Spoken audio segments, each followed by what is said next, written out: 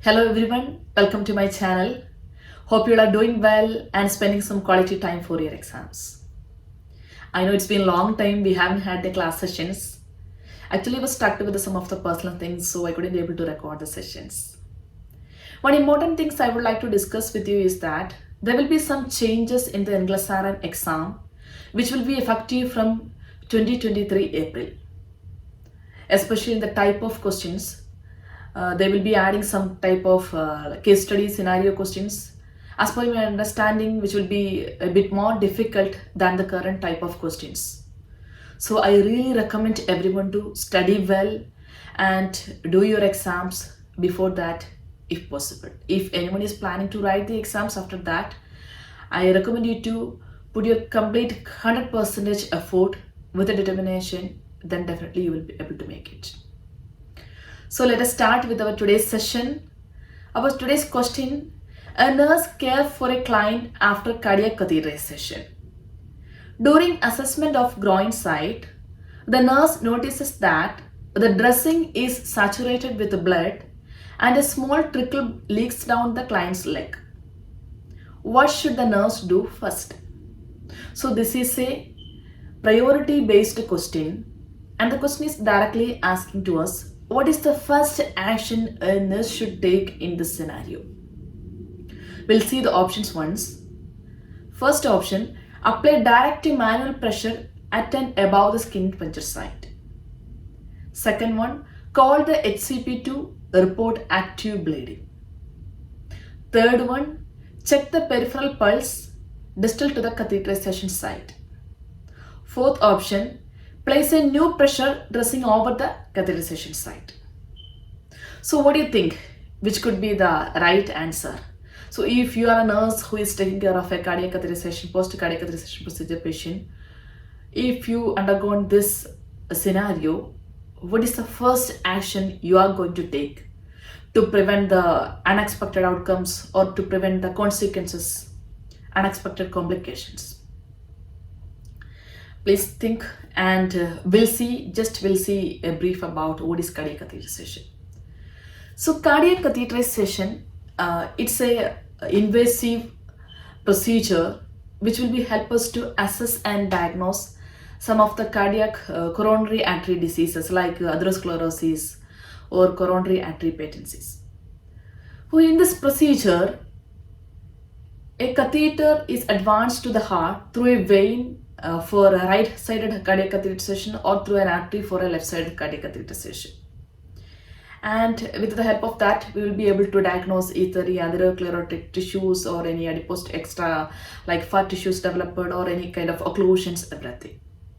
So soon after the procedure, we'll be instructed the patient to be in a supine position, and the affected extremity they will be flat positions for the next 2 to 6 hours to promote the hemostasis as well as preventing the bleeding.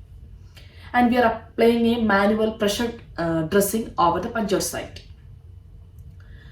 So in this scenario, so the patient is transferred out, and patient is in the supine position, a manual pressure applied and a puncture pressure dressing applied over the puncture site. Then after some time, the nurse noticed that the dressing is saturated with the blood as well as a small trickle leaks down the client's leg, which means it's an active bleeding. So what will be the immediate action a nurse can take to prevent the consequences? So we'll see the options once. Here they said the first option is that apply direct manual pressure at and above the skin puncture site. The second option, call the HCP to report the active bleeding. If you are in that scenario, do you think first we will just keep the patient in that way and we are going to make a call to the HCP that this and this happened, the active bleeding? I don't think that is not the first thing that a nurse should take. Definitely she should inform the HCP, which may require, they may prescribe some of the another surgical interventions to prevent the active bleeding, and things, there will be some of the interventions need to be carried out. But this is not the first thing that the nurse should do. The third option said that check the peripheral pulse distal to the catheterization site. Definitely, all after the cardiac catheterization patient, all the patients should be on a monitor and will be assessing the pulse, capillary refill time, and any kind of bleeding or any kind of problem to that affected extremity. Patient's blood pressure, heart rate, everything will be measuring. Especially, we will be routinely checking the peripheral distal pulse also. That is the common post-procedure aspects of this procedure that should be carried out, but that is not the first thing a nurse should do in this scenario. So we can just remove option 2 and 3. The last option, that is place a new pressure dressing over the catheterization. That's a correct point. Definitely we have to, because we see that the dressing is already saturated. So we have to remove that and we have to put a new pressure dressing. That is the correct point. But that is not the first thing the nurse should do in the scenario. The first thing what she should do is that apply direct manual pressure at and above the skin puncture site to subside or to stop the active bleeding. And the same time, she should call the HCP and like simultaneously she should check the distal pulse.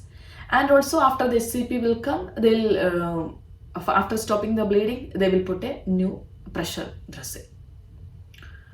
So the sequence of answers in this one, or the first thing what the nurse should do is that apply direct manual pressure at and above the site to stop the active bleeding. And the HCP will come and see the patient. They will assess. After the assessment, they may change the dressing, they'll put new dressing, and if it is not the proper action, they may go with some other surgical interventions. So here the answer is option 1, apply direct manual pressure to stop the active bleeding. I hope it's a very simple question. I hope you all understand. Sometimes the questions might be very simple, and in the exam hall we might be a bit tensed, anxious, and we couldn't able to focus in the simple things also. That's why I thought to make it a bit more clear, and you'll be able to understand in a very nice way. So I wish you all the best. Please do your exams well, study well, plan your exams, whether you want to write before the changes or after the changes. I am not making you afraid of the new changes, but the things we should always have a plan. If you are planning to write the exams after the changes, definitely you have to put a more effort and you have to practice the new type of questions as now onwards. So bye bye.